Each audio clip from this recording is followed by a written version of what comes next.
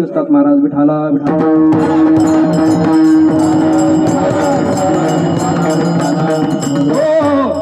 भगवान परमात्म्याने सांगितलं, बाबा मी आल्यानंतर सगळ्या गोष्टी व्यवस्थित होईल. आणि भगवान परमात्मा त्या ठिकाणी आले आणि भगवान परमात्म्याने गर्भामध्ये प्रवेश केला.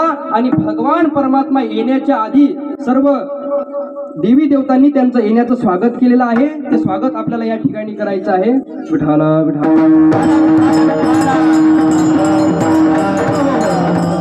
सत्य सत्य म्हणून भगवंताची गर्भस्तुती करतात. आणि तो दिवस वसुदेव देवकी यांच्या जीवनामध्ये येतो. कोणता?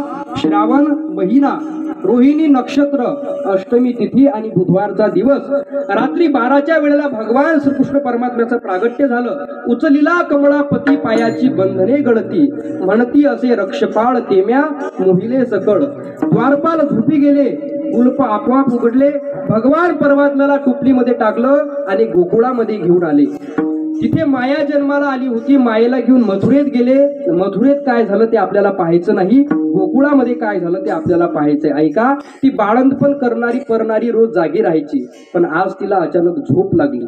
सकाळी उठून पाहते तर काय, यशोदा मातेच्या समोर मुलगा पडलेला आहे.